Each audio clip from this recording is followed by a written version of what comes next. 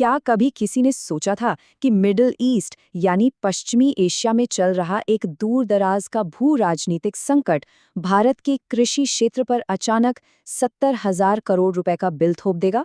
स्वागत है आपका मेगा माइंड एकेडमी पर।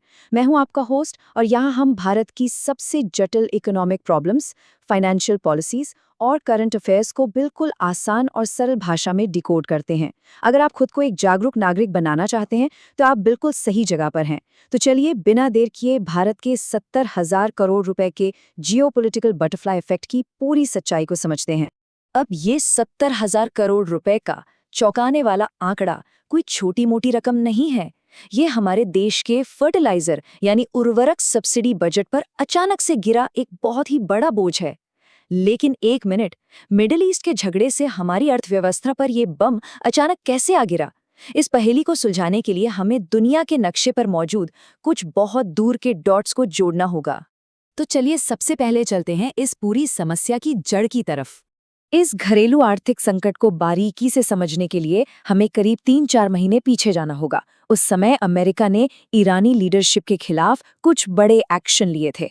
इसके तुरंत बाद ईरान और अमेरिका के बीच तनाव बहुत तेजी से बढ़ गया और फिर ईरान ने एक बहुत बड़ी कूटनीतिक चाल चली और स्ट्रेट ऑफ हॉर्मुज को बंद कर दिया। ये दुनिया का एक बेहद अहम समुद्री रास्ता है और बस इस एक घटना ने पूरी दुनिया में अस्थिरता की एक चेन रिएक्शन शुरू कर दी। अब देखते हैं कि इस समुद्री रास्ते के बंद होने का असल में क्या असर हुआ। स्ट्रेट ऑफ हॉर्मुज जैसे अहम रास्ते के बंद होने का सबसे पहला और भयंकर असर पड़ा ग्लोबल सप्लाई चेन पर। जरा सोचिए, जब एक मेन हाईवे बंद हो जाता है तो क्या होता है? गाड़ियों को लंबा रास्ता लेना पड़ता है। बिल्कुल यही मालवाहक जहाज़ों के साथ हुआ। जहाज़ों को भारी रूट डाइवर्जन करना पड़ा। इससे लॉजिस्टिक्स में भयानक चुनौतियां पैदा हो गईं। शिपमेंट्स लेट होने लगे और जब सफ़र लंबा होगा तो कॉस्ट भी बढ़ेगी। नतीजा ये हुआ कि पूरी दुनिया में कच्चे माल और फ्रेट यानी माल ढुलाई की लागत रॉकेट की तरह आसमान छूने लगी। और आपको तो पता ही है, कुछ ग्लोबल कंपनियों के लिए आपदा भी एक अवसर होती है। इस ग्लोबल अस्थिरता और अफरा तफरी का फायदा उठाते हुए कई कंपनियों ने अपने प्रॉफिट मार्जिन को मैक्सिमाइज करने के लिए कीमतें और ज्यादा बढ़ा दी। मतलब जो माल हम बाहर से मंगवा रहे थे वो अचानक से कई गुना ज्यादा महंगा हो गया। अब इस ग्लोबल पिक्चर से थोड़ा बाहर निकलते हैं और समझते हैं कि इस सब का हमारे भारत पर क्या असर पड़ रहा है। इसे समझने के लिए हमें सबसे पहले सब्सिडी के कॉन्सेप्ट को समझना होगा। आसान भाषा में कहें तो सब्सिडी सरकार की तरफ से दी जाने वाली वो आर्थिक मदद है जो आम लोगों के लिए जरूरी चीजों की लागत को कम करती है। जब इंटरनेशनल मार्केट में चीजें महंगी होती हैं तो सरकार आगे आकर उस महंगाई का बोझ खुद उठा लेती है ताकि आम नागरिक उस झटके से बच सके। यही तो सब्सिडी का असली मकसद है। एलपीजी सिलेंडर का ही उदाहरण ले लीजिए। एक होती है डायरेक्ट सब्सिडी, जैसे आप 1,000 रुपए का सिलेंडर खरीदते हैं और 400 रुपए डायरेक्ट बेनिफिट ट्रांसफर यानी डीबीटी के जरिए आपके बैंक अकाउंट में वापस आ जाते हैं। वहीं दूसरी होती है इनडायरेक्ट सब्सिडी, जहां सरकार सीधा कंपनियों को ही पैसा दे देती है ताकि प्रोडक्ट मार्केट में शुरू से ही सस्ता बिके।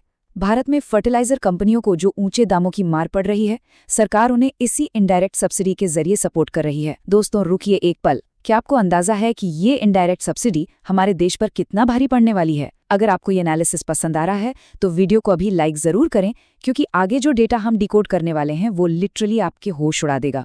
तो चलिए अब आते हैं इस पूरी कहानी के सबसे शॉकिंग हिस्से पर। इस ग्राफ को ध्यान से देखिए। उर्वरक विभाग की additional secretary Aparna S Sharma ने एक बहुत बड़ा खुलासा किया है। साल 2026-2027 के लिए जो फर्टिलाइजर बजट पहले 1.7 लाख करोड़ रुपए तय किया गया था, वो अब इन बढ़ती ग्लोबल कीमतों की वजह से 2.41 लाख करोड़ रुपए तक पहुंचने का अनुमान है। जी हां, 1.7 लाख करोड़ से सीधा 2.41 लाख करोड़। यही है वो 70,000 करोड़ का एक्स्ट्रा बोझ जिसकी हम शुरुआत से बात कर रहे थे। लेकिन भारत को ही इतना बड़ा झटका क्यों लगा? इसका कारण बहुत साफ है।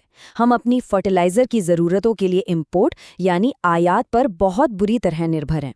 हम सिर्फ कच्चा माल ही नहीं बल्कि यूरिया जैसे महंगे तैयार प्रोडक्ट भी विदेशों से खरीदते हैं। तो जाहिर सी बात है, जब ग्लोबल लेवल पर लॉजिस्टिक्स और इंपोर्ट कॉस्ट में इतना भारी और अप्रत्याशित उछाल आएगा तो उसका पूरा का पूरा शॉक सीधा भारत की अर्थव्यवस्था को ही लगेगा। और ध्यान रहे, ये सिर्फ एक फाइनेंशियल प्रॉब्लम नहीं है, ये हमारे एग्रीकल्चरल सेक्टर के लिए एक बहुत बड़ा खतरा है। ये देखिए, ये एक डरावना लूप है।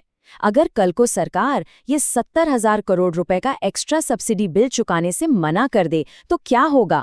कंपनियों को फर्टिलाइजर महंगे बेचने पड़ेंगे, इससे किसानों को कीटनाशक और फर्टिलाइजर के लिए बेतहाशा पैसे देने होंगे। और अगर इस भयंकर आर्थिक दबाव में आकर किसानों ने खेती करना छोड़ दिया तो हमारा पूरा का पूरा कृषि क्षेत्र, जो हमारी अर्थव्यवस्था की रीढ़ है, वो ताश के पत्तों की तरह ढह जाएगा। और इसके परिणाम वो तो और भी भयानक होंगे। सच्चाई ये है कि दुनिया की सबसे बड़ी आबादी वाले देश में अगर एग्रीकल्चर सेक्टर कोलैप्स होता है तो एक ऐसा अभूतपूर्व फूड क्राइसिस यानी खाद्य संकट आएगा जिसे संभालना किसी भी सिस्टम के लिए नामुमकिन हो जाएगा। हम अराजकता के उस स्तर पर पहुंच जाएंगे जिसकी कल्पना भी नहीं की जा सकती।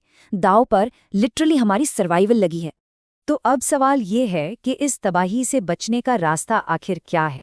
इन बड़े खतरों से निपटने के लिए हमें प्रोएक्टिव डिप्लोमेसी का सहारा लेना होगा।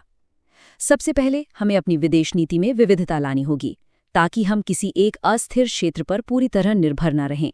दूसरा, हमें बेहतर द्विपक्षीय संबंध बनाने होंगे जिससे हमारी सप्लाई चेन हमेशा सुरक्षित और स्टेबल रहे। और सबसे ज़रूरी बात, भारत को वैश्विक शांति समझौतों को मजबूती से आगे बढ़ाना होगा, क्योंकि दुनिया में जितनी शांति होगी, हमारी सप्लाई चेन और हमारे अहम घरेलू सेक्टर उतने ही सुरक्षित रहेंगे। इस एक्सप्लेनर को खत्म करते हुए मैं आपके सामने एक बहुत गहरा सवाल छोड़ना चाहता हूं। आज की इस आपस में जुड़ी हुई दुनिया में कोई भी देश अपने सबसे अहम घरेलू सेक्टर्स को इन ग्लोबल झटकों से कैसे बचा सकता है? दूर दराज के युद्धों से अपनी खाद्य सुरक्षा को बचाए रखना ही आज किसी भी राष्ट्र के लिए सबसे बड़ा टेस्ट है। इस बारे में आप क्या सोचते हैं? नीचे कमेंट्स में जरूर बताएं। और हाँ, मेगामाइंड एकेडमी को सब्सक्राइब करना ना भूलें ताकि आप हमेशा ऐसे ही फाइनेंशियली अवेयर बने रहें। मिलते हैं अगले एक्सप्लेनर में।